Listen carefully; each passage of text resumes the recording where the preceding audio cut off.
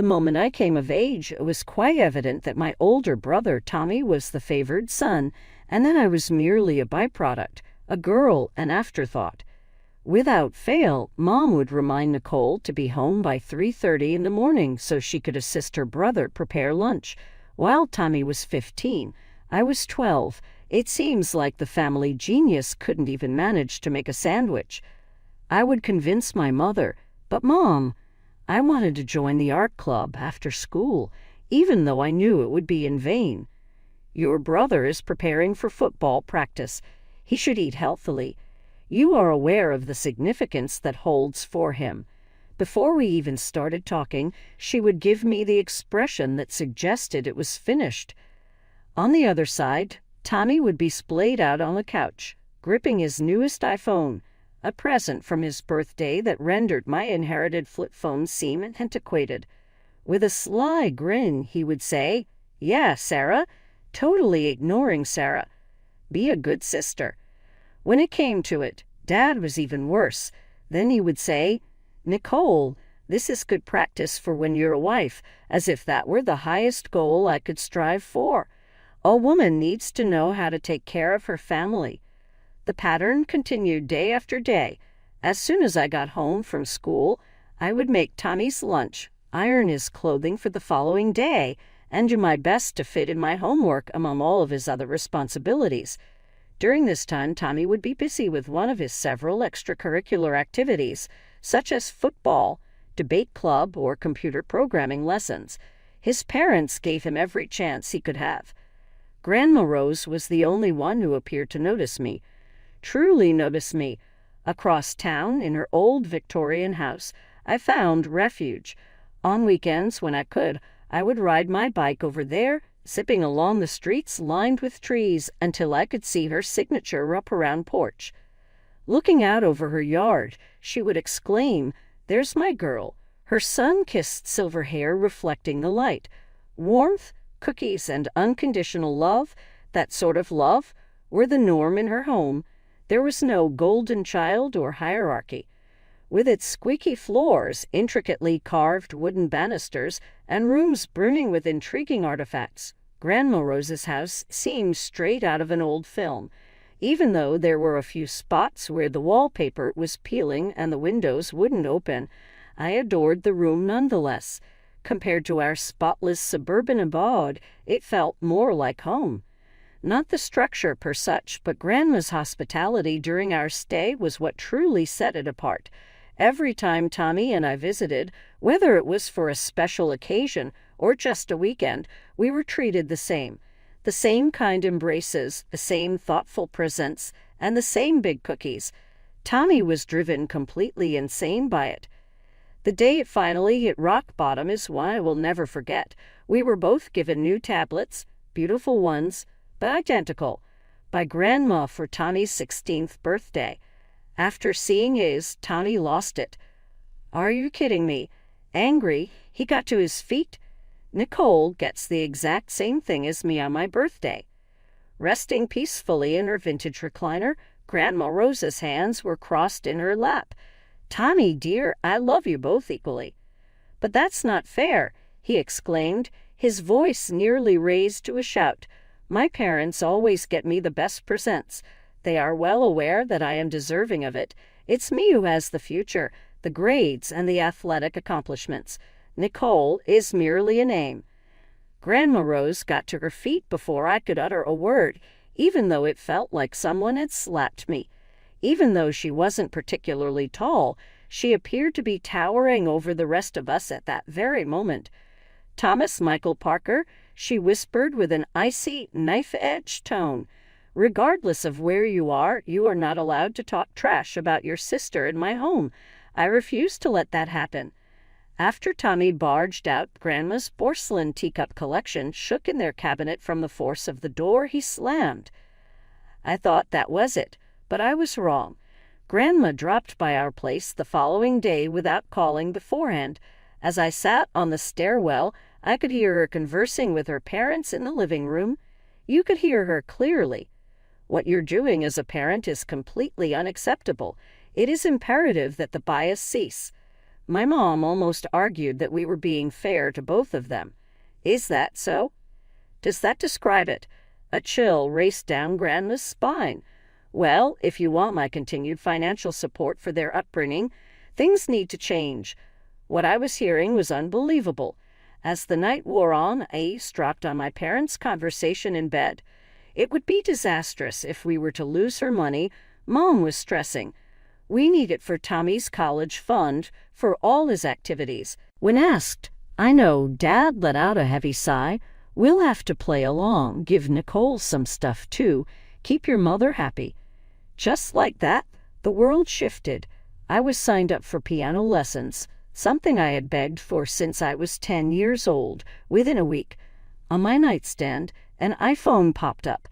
During supper, my parents began to inquire as to how I was doing.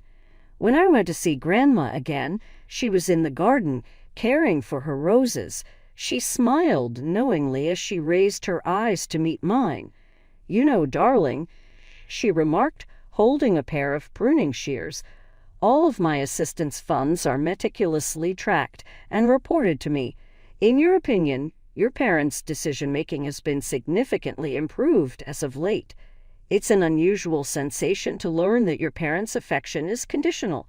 They showed up at my school functions, bought me gifts, and asked me about my day, but it was clear they weren't really interested.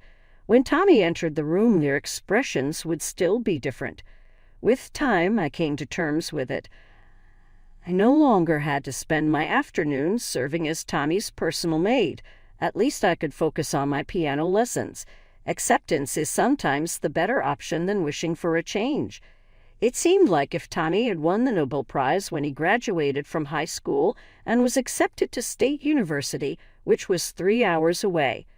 With the help of all their family, Mom and Dad planned a massive celebration in honor of their talented kid.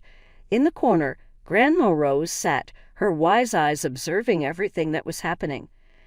During the first several months, the topic of conversation at family dinners was always Tommy's academic performance at university. His weekly phone calls home were filled with anecdotes about his MBA program, his teachers, and his promising future. In their ecstatic delight, his parents would proudly place him on speakerphone. Next, the letter arrived. While I was a senior in high school, my enraged father barged into the house, threatening to deliver something official-looking as he waved an envelope.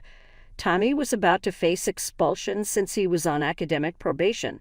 His claims of study sessions turned out to be nothing more than excuses to have parties. He was hardly ever in class. A day later, Grandma Rose made her appearance. Her fury was unlike anything I had ever witnessed before. With a steely voice, she warned my dad, "Don't expect me to pay for another college when he gets himself kicked out of this one if you don't get that boy in line. You can bet that no other institution will even consider him given his current GPA." My parents were absolutely terrified that we would end up losing Grandma's money. That very weekend, they made the drive to State University. When Tommy called the next week, his voice was altered. I'm not sure what they said to him. Put down. Once upon a time, Tommy was forced to confront real-life repercussions. Tommy kept his grades up enough to remain enrolled in school, as if by some miracle. He opted to remain in that city after graduating 4 years later and took a job with a local corporation. I was enrolled in City College's business management program, which was conveniently located only 20 minutes away from my house. Even though my parents paid for most of my education expenses, Grandma Rose chipped in as well. Only a phone call to Grandma marked my achievement of being named to the dean's list. After what felt like an eternity, I was finally able to finish my degree with honors. Naturally, Grandma was there, and she was quite proud, even though they devoted the majority of the ceremony to discussing Tommy's performance at work. My parents did show up as well. No longer did it bother me. One of the largest marketing firms in town, Parker and Associates, offered me a position when I graduated. After Grandma Rose died away, it was as if time stood still. I stared at her garden nonstop on the day of her funeral, thinking about who would care for her roses now that she was gone. Her attorney's office hosted the will reading 1 week following the death. Despite his pricey outfit, Tommy, who was flying in from out of state, looked like a little boy playing dress-up. Sitting between us, Mom and Dad continued to play the role of buffer even after all these years. Her 2 grandkids, Nicole and Thomas Parker, are to be divided Mrs. Rose Parker's estate. The lawyer started, his spectacles adjusted. He glanced at us too and then halted. Their personal choice will decide the division. The home belongs to one of them, and the other will get $500,000. Thomas, as the eldest grandchild, gets first dibs. Tommy let out a genuine snort. Is this a joke or what? He cast his gaze across the space. Do you honestly think I would desire that run-down old house? Sure, I'll accept the cash. Prepare to be amazed. To prove to everyone that I am capable, I intend to launch my own business. The creaky floors and strange odors of the old lady's house are Nicole's. My chest tightened as I remained still. The dwelling, home of Grandma, my safe haven throughout that time? I responded, I'll take it, in a low but determined voice. The years that followed were a whirlwind of relentless effort. I gave 110% to every assignment and problem I faced while working at Parker and Associates. I was promoted to head of sales within 3 years of leading my team to record-breaking sales. I immediately began remodeling Grandma's house with the bonus money that came with my achievement, while updating the house with new wiring, plumbing, and a modern kitchen that somehow managed to retain its Victorian charm. I meticulously preserved the property's individuality throughout the refurbishment. I took it upon myself to tend to Grandma's garden, absorbing all the knowledge I could find about roses in the process. Upon completion, Mom and Dad paid a visit. As they strolled through the renovated rooms, I noticed their expressions change as they took in the crown molding, hardwood flooring, and gourmet kitchen. I can't believe it.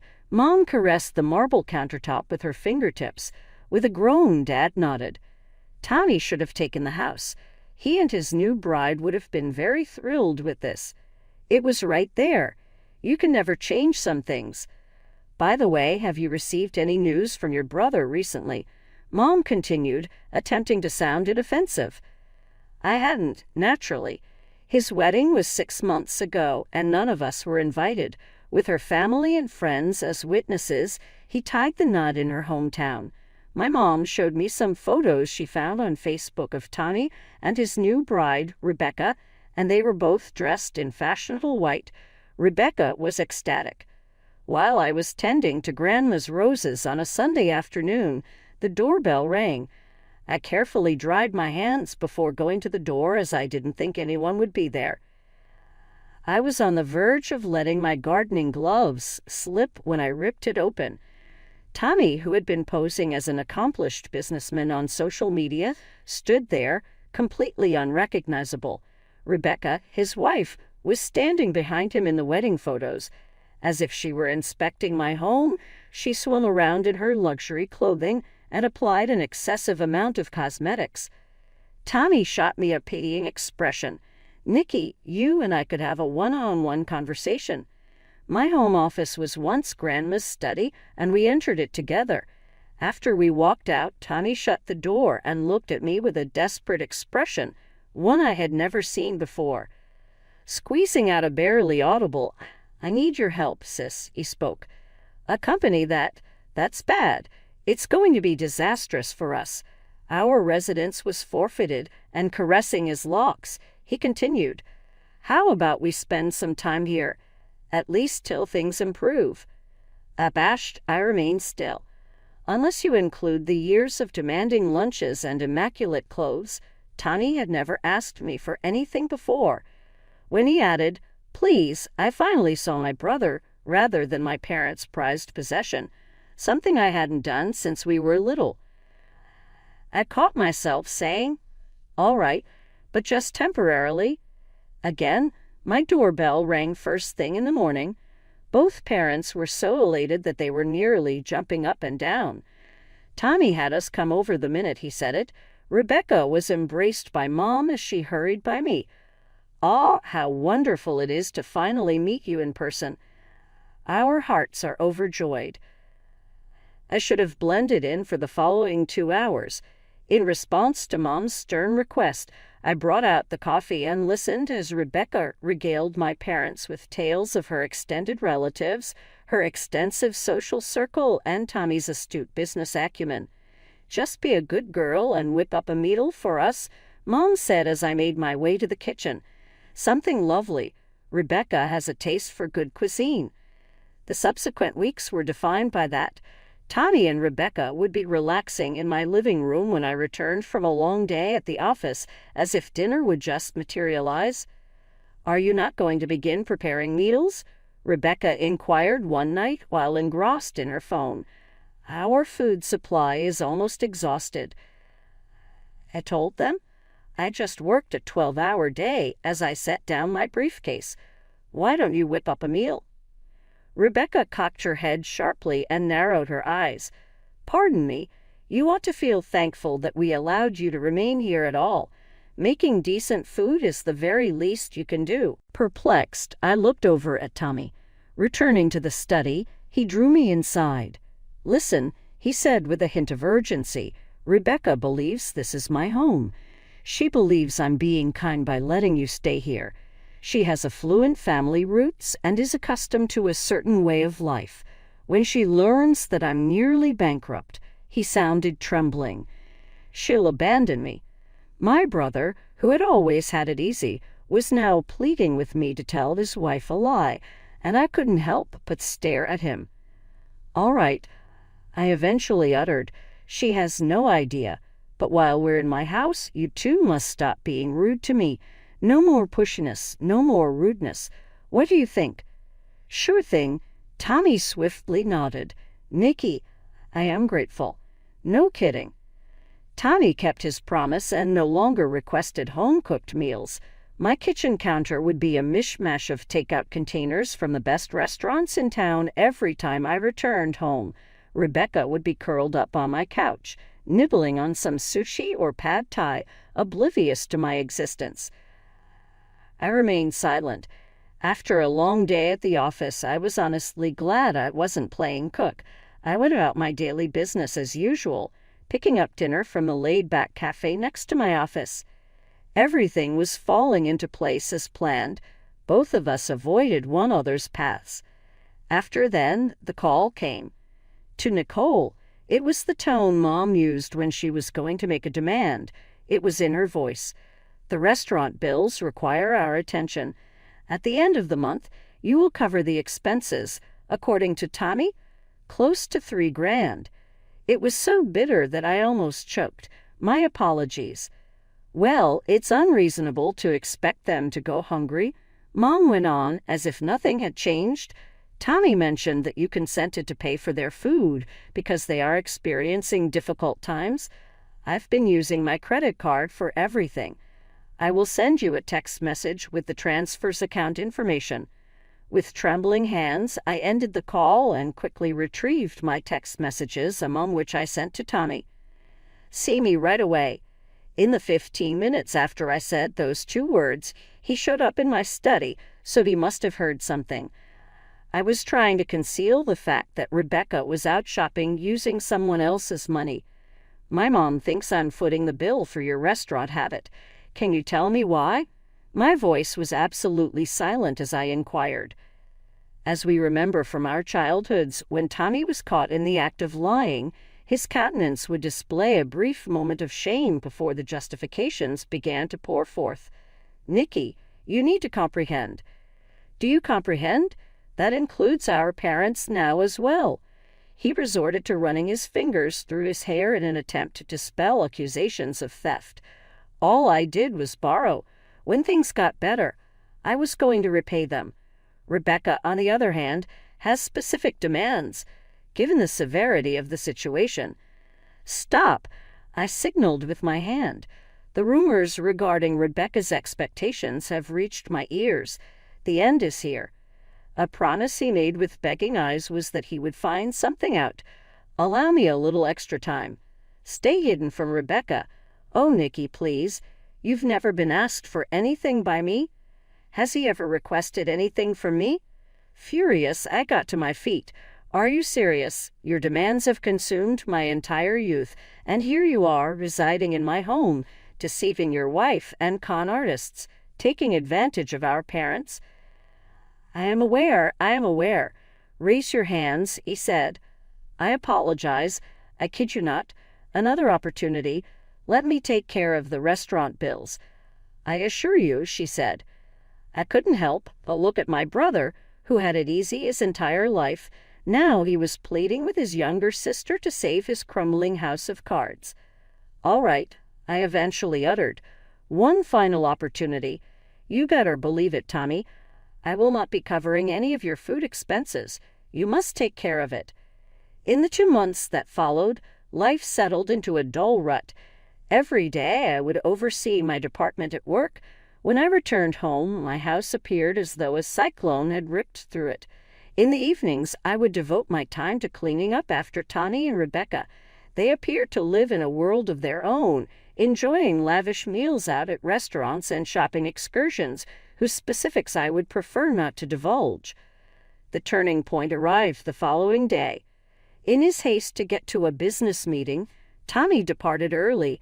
With a key sales presentation done up, I arrived home from work earlier than normal, eagerly anticipating a peaceful evening with a glass of wine. Sitting poised on the sofa like a queen preparing to pronounce a royal edict, Rebecca was waiting for me in the living room.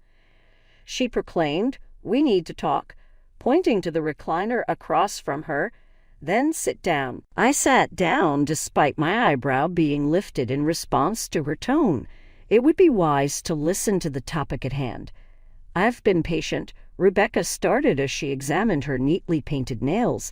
"You've made everyone feel uneasy with your cocky attitude as you strut around the house. Unfortunately, that's it." I squinted. "My apologies." "Rent will be $2,000 per month going forward. Considering the area, that's completely reasonable." Curiously, she grinned. "Then you'll get back to the chores of cooking and cleaning. Being a renter, you should know better than to let this place be in such an embarrassing state." I felt compelled to do it. My laughter erupted. "No, I'm not joking. I'm laughing until I cry." Something changed on Rebecca's face. "What on earth is so funny?" In an effort to collect myself, I dabbed my eyes. "It appears like there's been a misunderstanding, Rebecca. My darling, I own this house. This is mine to keep. I felt sorry for your husband when he begged at my door, so he is staying with us." Her cheeks turned pale. "You deny it." I leaned back in my chair and said, "Call him. Go for it. Get Tommy to tell you who owns this residence." With a tiny tremor in her palm, Rebecca reached for her phone and dialed. Tommy took up the call on the subsequent ring. "My darling," she said with an edge that could slice through glass, "Nicole is making up a story about who owns the house that is just absurd. Inform her that she is incorrect." A considerable pause was heard from the other side of the phone line. Tommy's voice crackled through the speaker, speaking as if she were telling the truth. "It belongs to her. That was her bequest from Grandma in the will. Instead, I decided to use the money to launch a business, which ultimately failed. It's a money problem. I've been attempting to figure out how to inform you." In her haste to stand up, Rebecca accidentally knocked over her water glass. As she stumped her feet and banged on drawer and closet doors, I witnessed her wrath as she stormed upstairs. Her fancy luggage were dragged down my stairs within 20 minutes. She silently departed as the sound of the front door slamming resounded throughout the home, evoking images of a gunshot. I was sipping my coffee in quiet contemplation the morning after Rebecca departed when Tommy swung open the front door. There was no sign of yesterday's remorse on his contrite face. Instead, it was contorted with fury. As he stumped into my kitchen, he yelled, "This is all your fault. Rebecca is formally divorcing. No one will even dare to speak to her. Telling her the truth was completely out of your place." Carefully setting my coffee cup down, I thought of all the times I had given in to him in the past. Avoid at all costs. Is that so? My assent was gradual. Tommy, this is my home. This was the house that you made fun of when I picked it. You were right that the elderly woman's aroma pervaded the home you mentioned. The mansion you've been using our parents as a scapegoat while informing your wife lies about it. What? You mean I had no right? You messed up the whole thing. He violently struck my counter with his fist. Have you never stopped being envious of me? Never stops looking for an opportunity to retaliate against me. Go away. I spoke in a low but resolute tone. Please load up and leave. After giving me a long look, he stumped ferociously upstairs. He was definitely breaking something pricey as I listened to him flinging things around in the guest room. Forget about it. One final poisonous glare from him as he descended with his bags. My phone rang precisely 1 hour after I enjoyed 1 hour of quiet. The screen briefly displayed Mom's name. How on earth could you treat your brother this way? She remained silent throughout. He's just crushed. He's sobbing uncontrollably now that he's back home with us. I'm not concerned with that. It is, of course, your concern. Now I could hear my dad's voice. I was put on speaker. Tony should be the one to get the house. He can't risk losing his marriage any other way. If they find a suitable place to live, Rebecca may return. I literally chuckled. Are you for real? Tommy wrecked his business by lying to his wife, and now you want me to give up my house as retribution. He's related to you. At this point, Mom was about to squawk. United we stand. United. Is it? Resentment that had simmered for years began to boil over. Where was that sense of community when I was a little girl doing out around the house for Tommy? When you were too preoccupied with applauding him to notice my accomplishments, where were you? This house was left to me by Grandma, the only person who ever treated me like family. We have concluded our discussion. Word got around the office 2 months later that Tommy's business had formally gone bankrupt. At about the same time he finalized his divorce, Tommy was presumably regrouping with our parents, who used that term to describe his setbacks. Their unexpected arrival at my home on a Sunday afternoon didn't shock me in the least.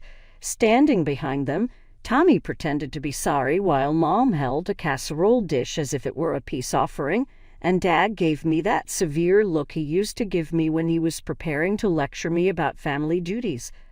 I kept an eye on them using the security camera that Grandma set up a long time ago.